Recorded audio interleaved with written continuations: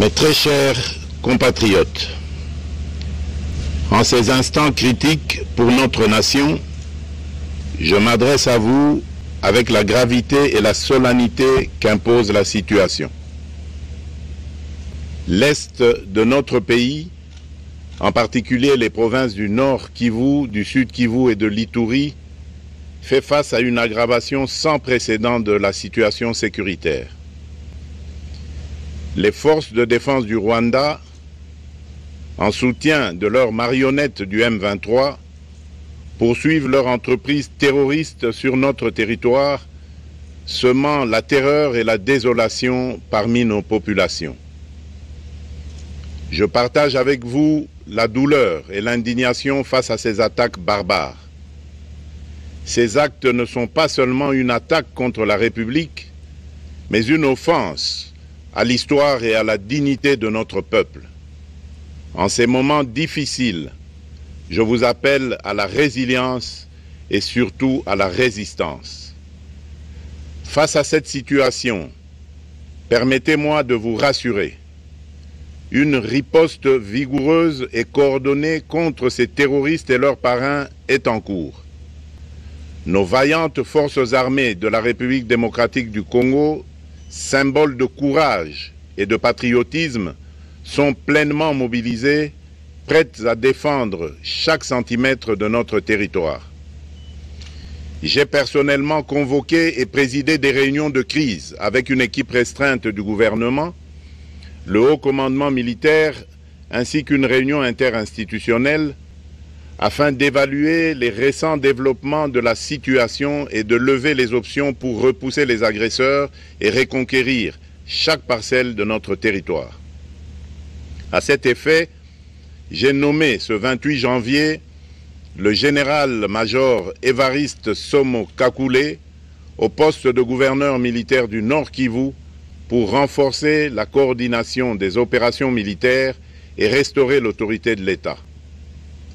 Parallèlement, nous avons engagé d'importantes démarches diplomatiques, notamment au sein du Conseil de sécurité des Nations Unies, ainsi que dans le cadre du processus de paix de Luanda, auquel nous restons pleinement engagés malgré les obstacles. Nous privilégions la voie du dialogue, mais toujours avec lucidité, tout en restant fermement résolus à défendre notre territoire et notre souveraineté par tous les moyens nécessaires. Mais ce combat n'est pas seulement celui des FARDC. C'est le combat de tout un peuple, le combat de notre identité congolaise, afin de léguer aux générations futures un pays prospère et en paix. À tous nos compatriotes, dans chaque province, chaque ville, chaque territoire et chaque village, ainsi que ceux de la diaspora, sans distinction d'appartenance ethnique ou politique, unissons nos efforts. Apportons un soutien indéfectible, moral et matériel à nos vaillants soldats. Mobilisons-nous comme un seul homme pour défendre notre souveraineté et sauvegarder notre intégrité territoriale. Je suis pleinement conscient des souffrances de nos compatriotes qui fuient les hostilités. Le gouvernement est instruit d'activer le plan d'urgence humanitaire pour venir en aide aux déplacés.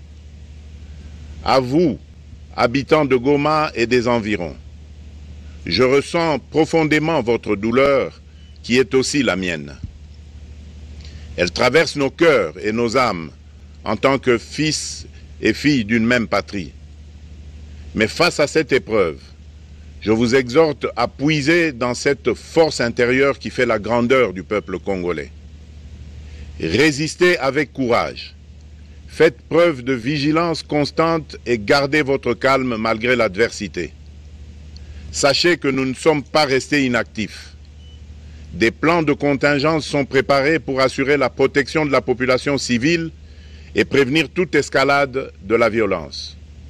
Les dispositifs de sécurité ont été renforcés pour protéger les zones stratégiques et nous travaillons sans relâche pour garantir le fonctionnement des services essentiels.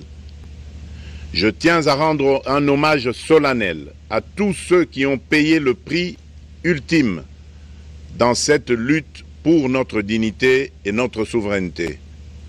J'ai une pensée pieuse pour le général-major Peter Chirimwami, gouverneur militaire du Nord Kivu, tombé les armes à la main. Je m'incline avec respect devant la mémoire de tous nos militaires et de tous les Wazalendo tombés sur le champ d'honneur.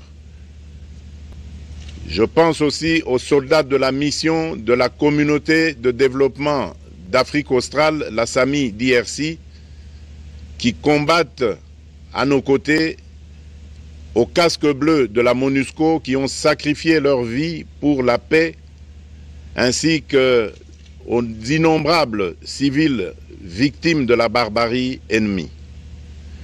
Leur courage et leur sacrifice ne seront jamais oubliés, et nous portons leur flambeau avec la ferme détermination d'achever leur noble combat. Je voudrais ici interpeller directement la communauté internationale et l'Union africaine.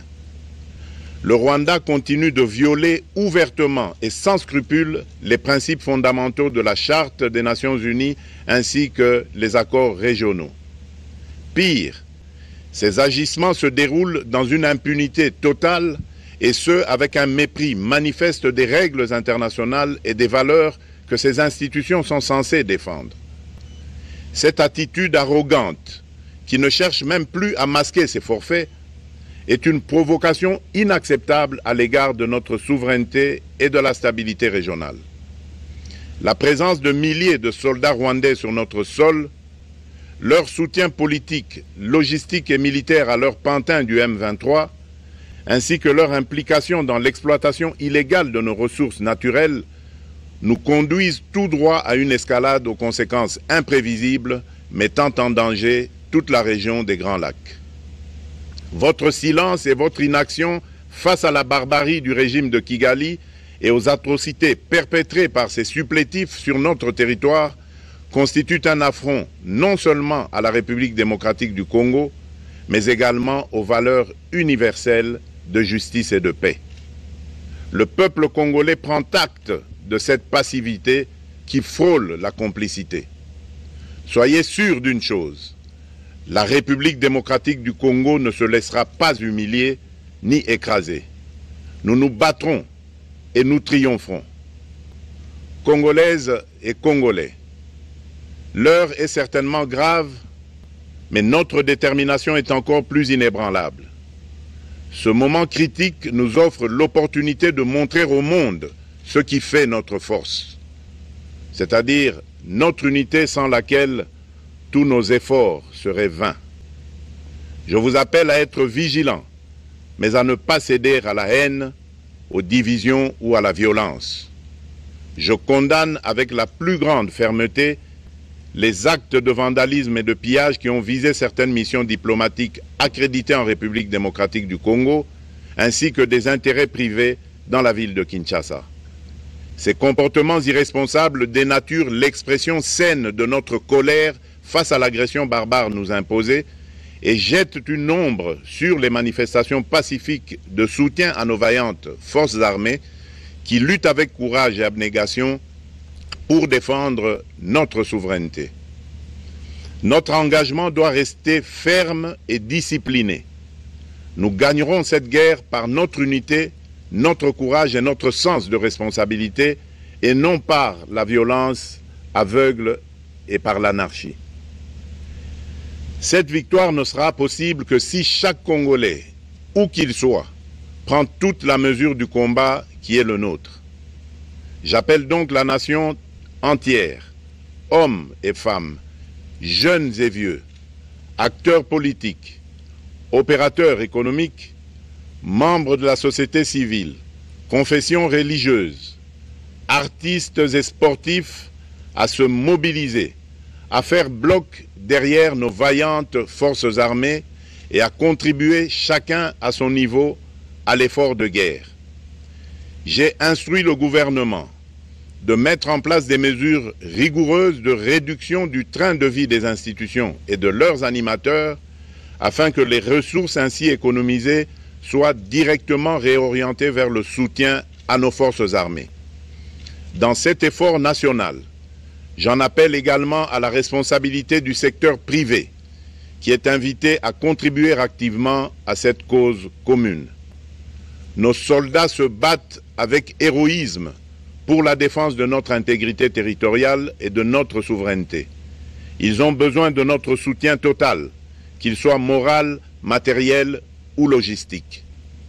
À la jeunesse congolaise, pilier et espoir de notre nation, je vous exhorte à répondre massivement à l'appel de la patrie.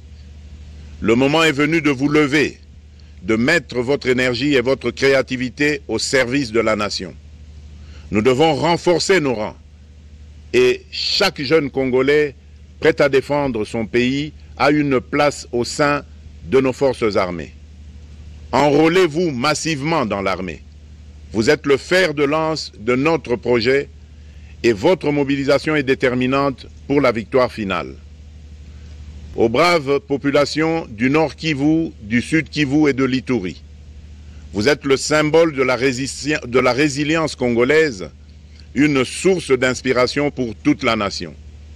Vous n'êtes pas seuls dans cette épreuve. La République tout entière se tient à vos côtés, unis dans l'espoir et la lutte. Ensemble, nous ferons face et surmonterons cette épreuve.